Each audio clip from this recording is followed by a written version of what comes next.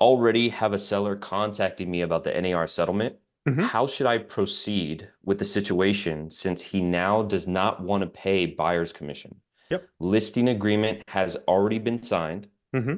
and the seller has already agreed to 2.5% to the buyer side. Yep. Great question. I really think that in this gray area of change, meaning we know changes are coming, we don't know what they are. Mm, My first recommendation is for that agent to go have a conversation with their broker. Okay. mm, mm, Because who is that listing agreement really between? On a contract, the agent is the broker. And mm, that seller and that broker have already formalized an agreement. Okay. So if any mm, shifts, changes are going to happen there, that needs to be agreed upon by both parties. I would recommend that agent go and talk to their broker. As mm, far as the conversation with the seller, once they talk to their broker and know the path, I do think that something important for that seller to understand is, hey, seller, you never had to pay buyer agent compensation, or you never had to give me enough compensation to offer it to a buyer agent. Okay.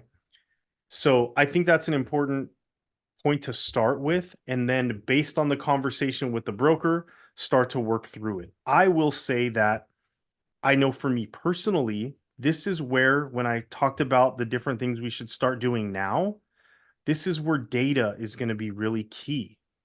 mm, Sure, if there's data to help support what happens when those kinds of changes take place on a listing, what are the data points for like the journey of one property versus another that are comparable with some of those changes that the seller wants to make? Because I mm, think if we can provide them data to better understand what the ramifications are of their decision, what it could mean, then that seller is going to be in a better position to ultimately land on that decision. Does that make mm, sense? mm, So that's a really interesting approach. Now, this is also where, Cameron, I think that this is where agents are going to level up. You know, as a listing agent, what can you do as far as your services? How do you pivot when a seller says that so that you could still get the job done? Okay. How can mm, you leverage data to help them make their decision? Once they are clear on the data and still want to go one direction or the other, how do you perform? I know that I have some approaches that will help a seller regardless of what their decision is.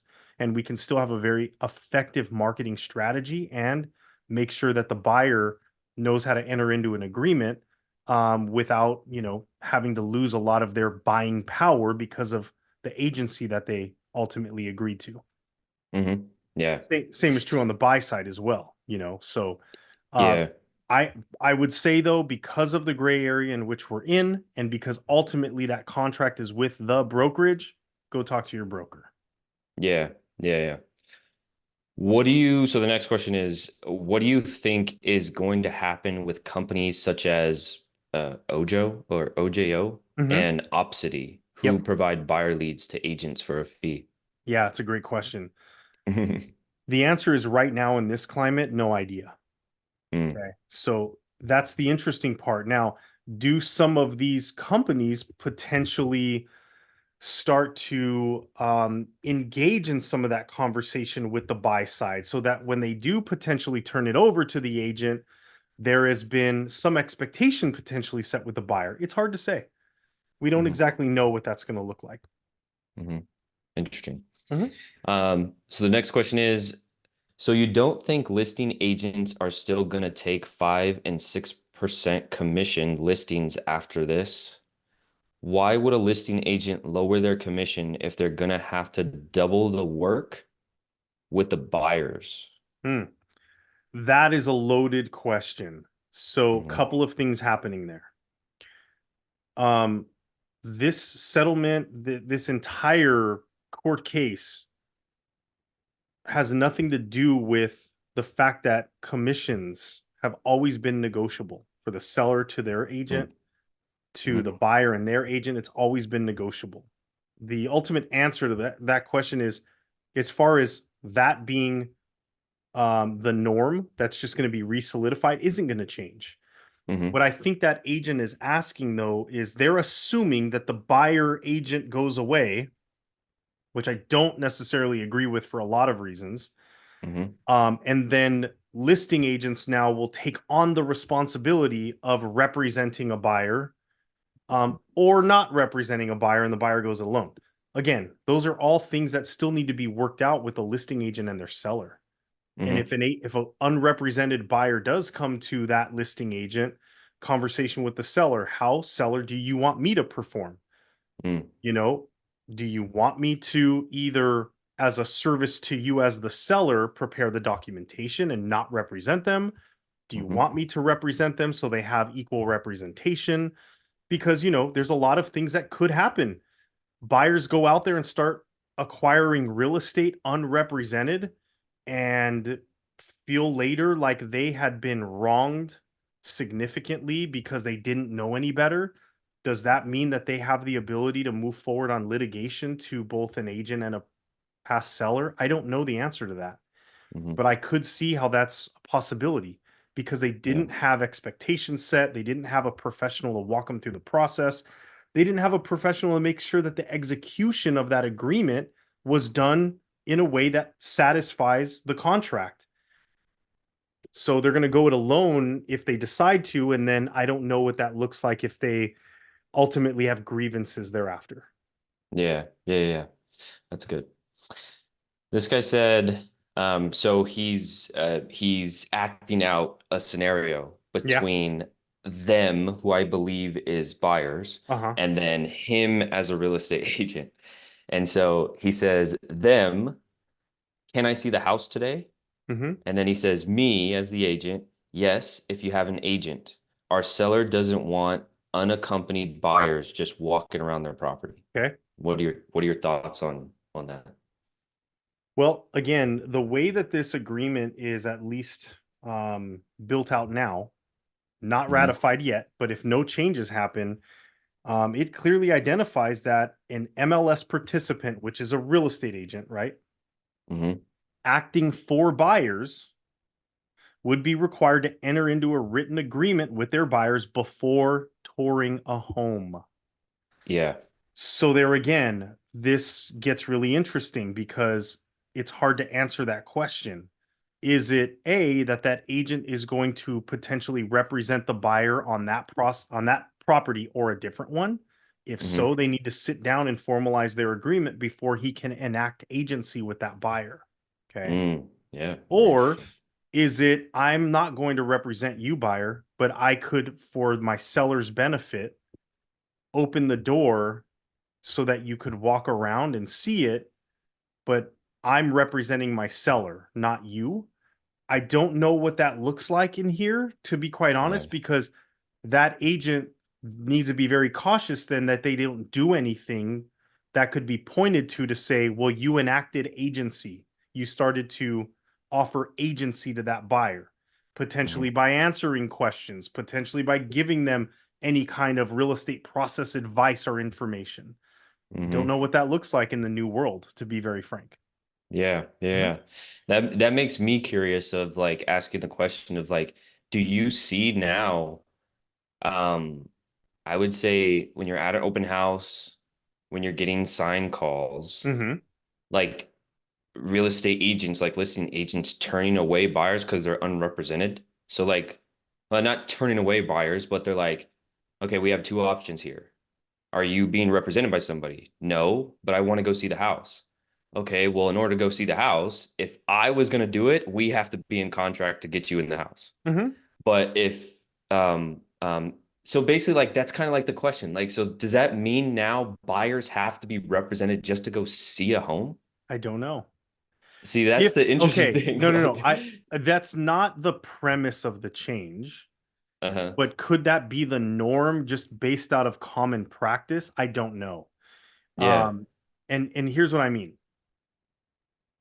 If they are going to have an agent show them the house and offer them agency, Hmm. that agent is required to go through the process of working with that buyer to establish the compensation the Hmm. buyer agrees to for said agency.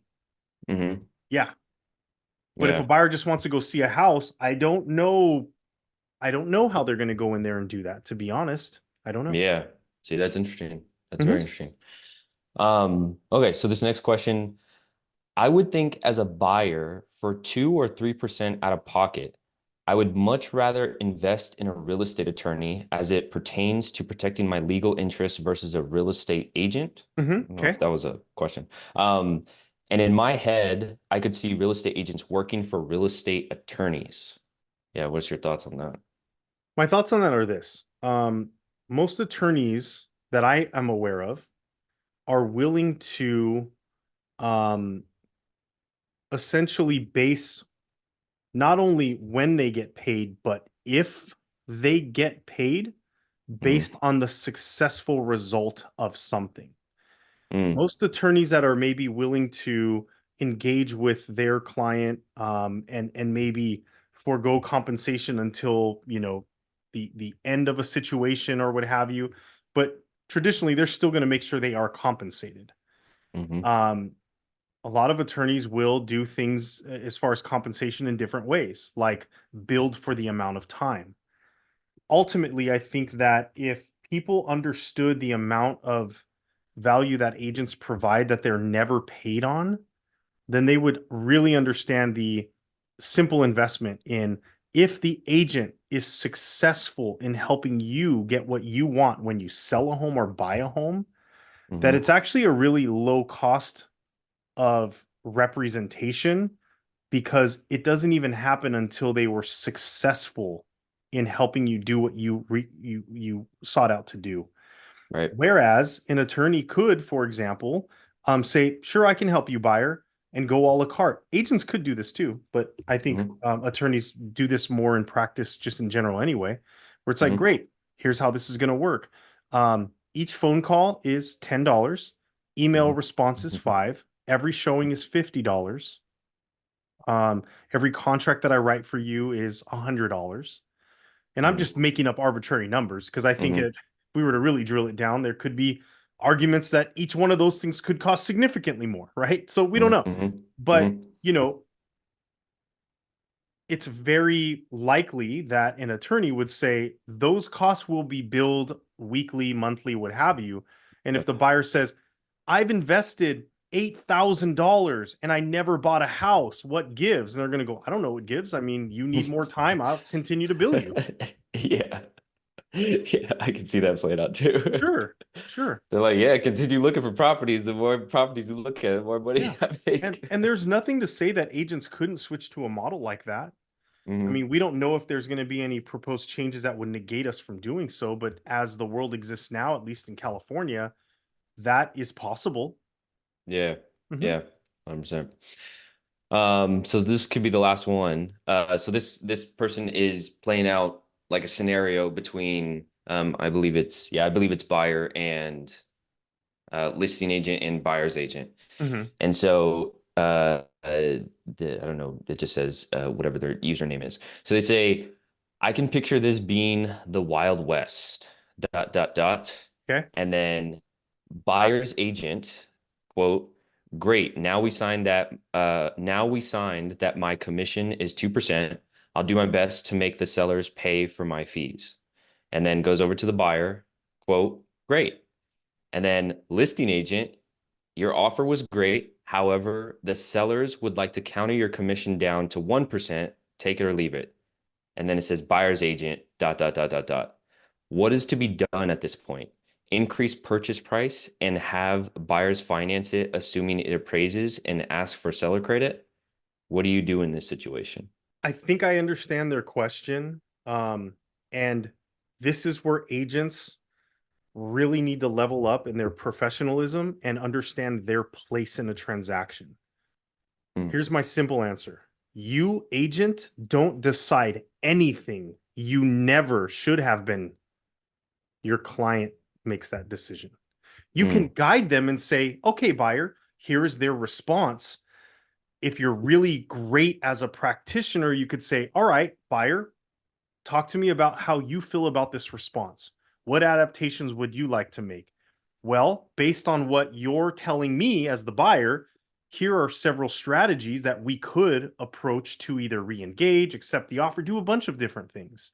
mm, But this is where navigating is ultimately key in being essentially that consultant to your client, the principal, who ultimately makes the decision. We don't decide for them ever.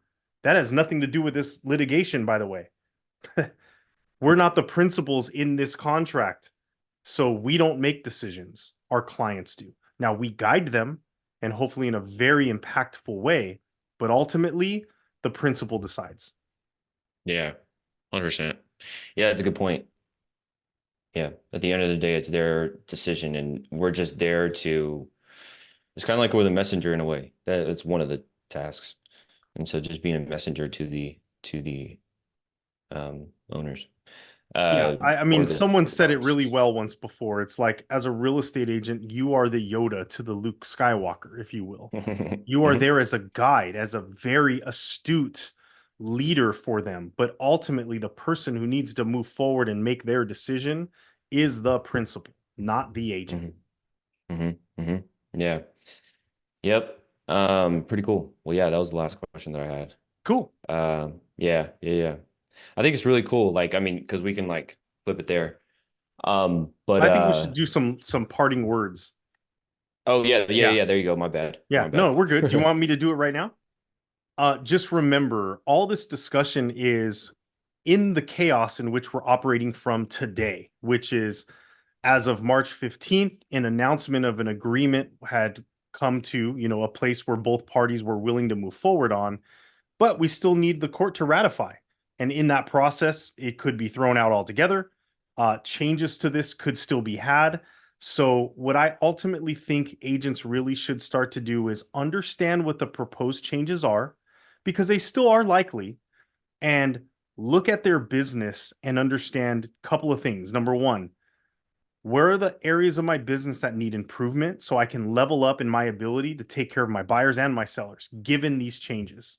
And then number two, how do I better articulate the value that I offer to my clients so that they can be confident in what my performance will look like so we can have a proper negotiation of what the compensation will be? I think if we really put focus there and then, like I mentioned before, go back to our business plans, make any adjustments or tweaks necessary based on the proposed changes, recommit and move forward, then by the time any of this does get settled, one of two things will happen. No changes are made to the agreement to what's ratified and you're ready to rock, or the small tweaks and changes that do happen will be a lot easier for you to retool and navigate than having a complete overhaul when the deadline is here and the whole new world has been entered into. So always know this is an opportunity for you as an agent to level up your professionalism and your ability to serve your clients. And I think if you focus on that, this will be another growth year. That's what's going to separate out those agents like we talked about in the past. So I want to see everyone who's listening to this video to be on that side of evolution, so we can all go out there and thrive together in the future because we're doing the best job for our buyers and sellers.